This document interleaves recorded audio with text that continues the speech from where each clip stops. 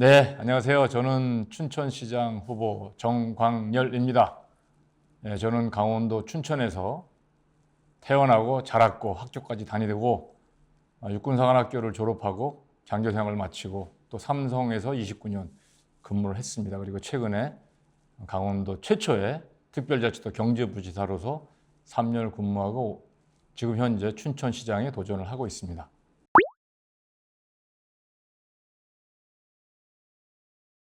네, 우리 춘천이 참 아름다운 도시고 잠재력이 많은 도시인데요. 문제는 생산보다는 소비가 많다는 겁니다. 봉급생활자들이 많고 산업시설이 상대적으로 적어서 춘천의 장기적인 발전에 문제가 되고 있습니다. 바로 이 문제를 해결하는 것이 춘천 발전의 키라고 생각합니다. 그래서 저는 춘천을 첨단 산업을 발전시켜서 일자리를 만들도록 하겠습니다. 그리고 우리가 고질적으로 갖고 있는 원도심 문제, 이를 수도권과 가까워지고 있는 춘천의 장점을 살려서 원도심을 춘천의 발전의 축으로 삼도록 하겠습니다. 그리고 많은 자본과 투자를 유치해서 춘천 경제에 활력이 돌도록 그렇게 노력을 할 생각입니다.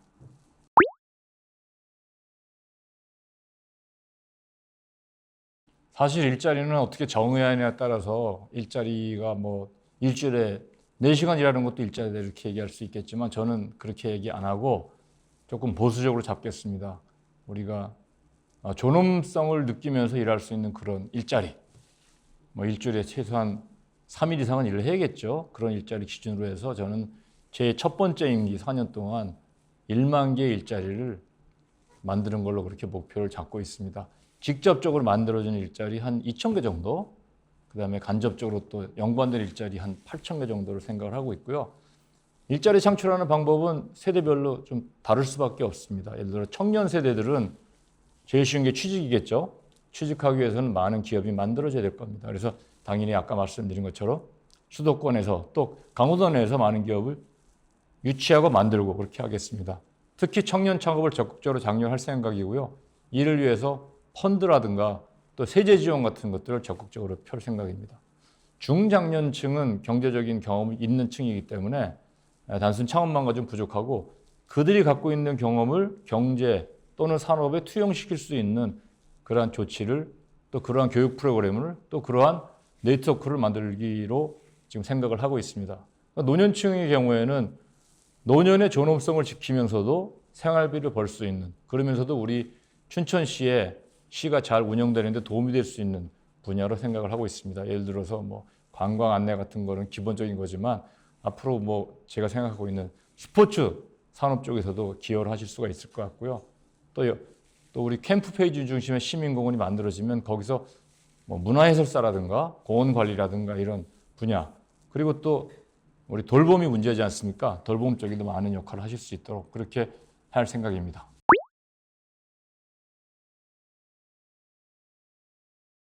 소상공인 문제라고 얘기를 하지만 사실은 소상공인들의 가장 기본적인 전제 조건은 입지입니다. 그래서 소상공인들이 계신 곳별로 갖고 있는 문제가 좀 다를 수밖에 없습니다. 퇴계동, 원희동, 애막골, 후평동이 다 다를 수밖에 없죠. 그래서 저는 먼저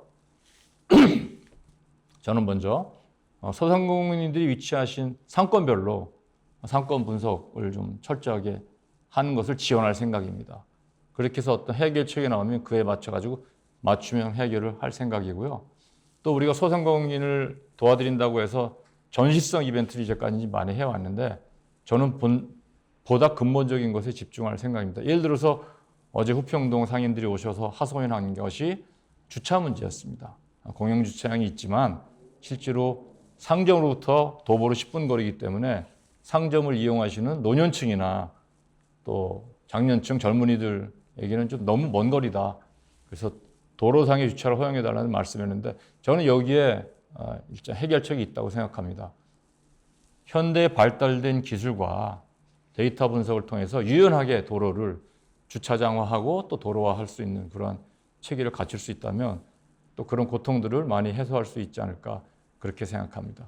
마지막으로 소상공인을 위해서 사용되는 예산을 철저하게 관리를 해서 정말 필요한 곳에 쓰일 수 있도록 하겠습니다.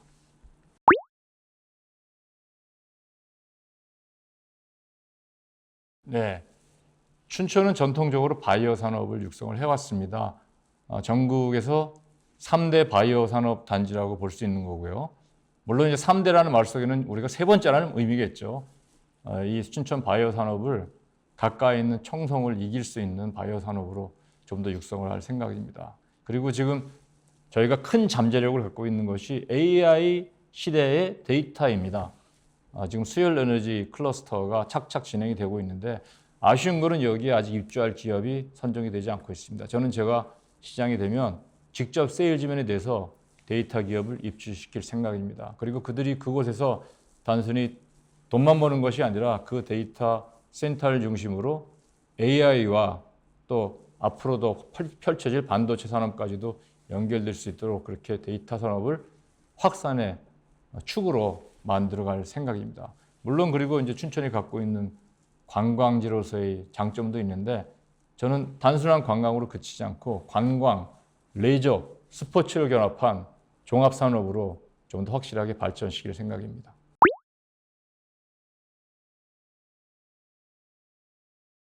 예, 재정자립도는요, 기본적으로 자립도라는 게 그렇지 않습니까? 버는 것보다 쓰는 게 많기 때문에 자립도에 문제가 생기는 겁니다. 그래서 방법은 덜 쓰거나 많이 버는 건데 우리가 복지라든가 또 시민들에 대한 어떤 기본적으로 해야 할 서비스가 있기 때문에 쓰는 걸 줄일 수는 없고요. 결국 버는 것을 많이 버는 방법밖에 없을 것 같습니다. 그래서 제가 항상 강조하는 거지만 그래서 기업 유치를 하려고 하는 겁니다.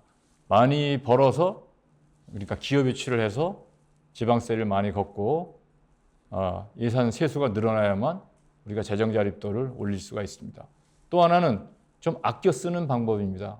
제가 선거운동을 하면서 사방을 다니고 있는데 제가 지식이 짧아서 그런지 모르겠습니다만 제 눈에 보기에는 저렇게 쓰지 않아도 좀 더 효율적으로 쓸 수 있는 방법이 있겠구나 하는 것들이 좀 있었습니다.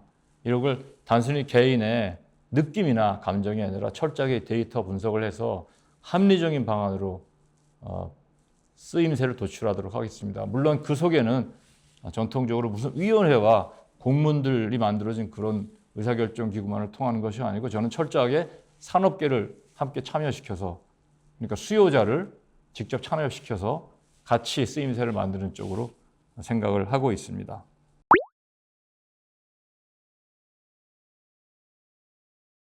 네. 춘천은 사실은 기업 유치하기에 상당히 유리한 지역입니다. 그건 제 판단은 그렇습니다. 예를 들어서 저기 전라도라든가 경상도보다 춘천이 유리한 이유는 바로 확장되고 있는 수도권에 들어가 있기 때문입니다. 기업들은 우리가 인정하지 않을 수 없는 게 수도권에 몰려 있지 않습니까? 그래서 지금은 수도권에서 나오려고 하는 기업들이 꽤 있습니다. 다만 우리의 숙제는 이런 기업들을 우리가 어떻게 잘 받을 수 있느냐가 숙제고요. 그걸 위해서 저는 문화와 스포츠 또 레저를 통한 매력적인 도시로 춘천을 만들자라고 주장을 하고 있습니다. 기업들이 이동하지 않는 가장 큰 이유를 사장님들께 여쭤보면요. 바로 문화입니다. 종업원들이 이동하지 않으려고 하기 때문에 기업이 올 수가 없습니다. 그래서 수도권에 있는 기업들이 기꺼이 올 수 있는 그런 매력적인 도시, 종업원들이 좋아서 따라올 수 있는 춘천이라면 우리 갈 거예요 라는 그런 도시를 만드는 게 목표고요. 그게 1차 목표입니다. 또 하나는 돈이 있어야 기업이 옵니다. 풍부한 자본을 갖고 있어야 기업들이 와서 혜택을 받을 수 있고 성장을 시킬 수가 있습니다. 그래서 자본을 많이 끌고 올 수 있도록 그렇게 노력을 하고 있습니다. 그래서 목표는 이런저런 자질구레한이라고 표현하면 그렇고 하여간 작은 기업 빼고 최소한 중견기업 이상 10개를 제 임기 동안 첫 번째 임기 동안 유치하는 것을 목표로 하고 있습니다.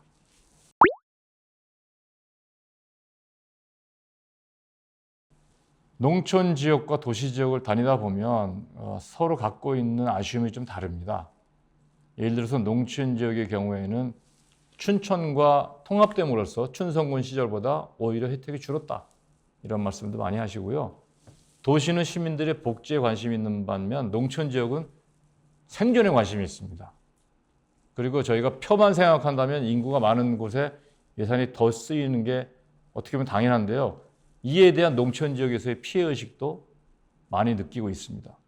제가 많이 얘기를 들었습니다. 그래서 저는 이거는 선거를 의식한 표가 아니고 도시의 균형 발전을 위한 방향으로 예산을 좀 다시 배분해야 되겠다는 생각을 하고 있습니다. 그렇다고 해서 마을마다 25개 읍면동마다 일정한 숫자로 예산을 균등 배분하자는 의미가 아니고요. 지역을 다니다 보면 수건 사업이 있습니다. 예를 들어 어떤 곳은 하수 처리장이 없어가지고 생산 시설을 유치할 수가 없습니다. 이런 곳은 하수 처리장을 해드려야 되고요. 또 어떤 곳은 기본적인 도로가 너무 좁아가지고 그 마을이 발전할 수 없는 그런 환경도 있습니다. 이런 것들은 도로부터 집중 투자를 해야 되고, 그래서 그 마을에 꼭 필요한 가장 우선순위가 높은 투자부터 하는 식으로 해서 지역 간의 균형 발전을 이루려고 합니다.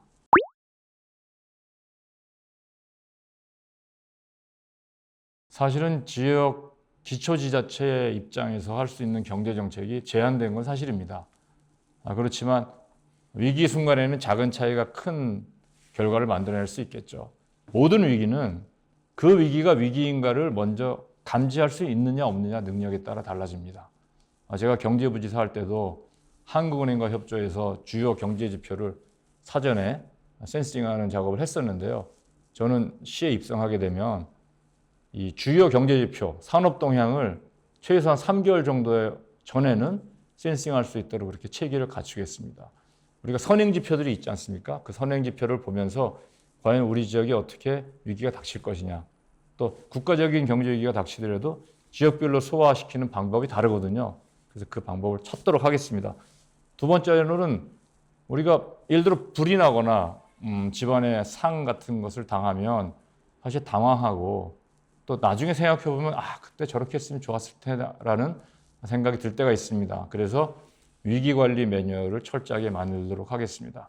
기존에 두터운 매뉴얼에 사실 위기가 생기면 그 뒤적거리며 볼 시간이 없거든요. 그래서 AI를 도입해서 바로 질문을 던지면 답이 나올 수 있도록 사전에 잘 준비된 위기관리 매뉴얼을 준비하도록 하겠습니다.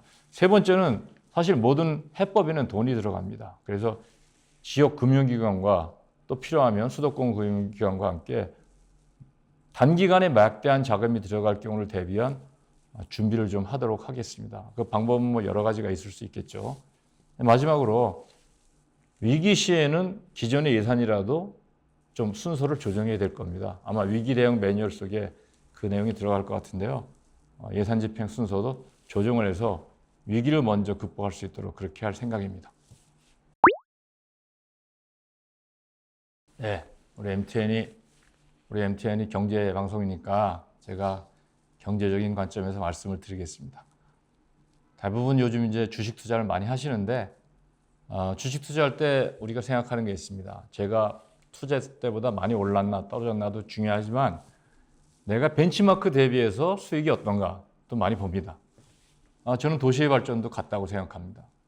춘천이 살기 좋고 좋은 여러 가지 다 만족스러울 수 있지만 벤치마킹 대상할 수 있는 도시랑 또 비교를 해봐야 됩니다. 아마 가장 가까운 도시가 춘천에서 원주 정도가 되겠죠. 제가 생각할 때 우리 벤치마킹 대상보다 춘천은 많이 뒤처지고 있습니다. 그리고 더 심각한 것은 그 뒤처짐과 격차가 더 심해지고 있다는 것입니다. 예를 들어서 원주에 들어오는 기업의 수와 춘천에 입주한 기업의 수가 상당한 차이를 보이고 있고요. 이에 따른 종업원들의 고용 숫자도 많은 차이를 보이고 있습니다. 또 투자 금액도 제가 볼 때는 점점 더 격차가 벌어지고 있습니다. 행정만으로 우리가 벤치마킹 대상을 따라가려고 하면 아마 어려울 겁니다. 왜? 춘천이 29만이 안 되고요. 원주는 37만이 넘어서고 있습니다.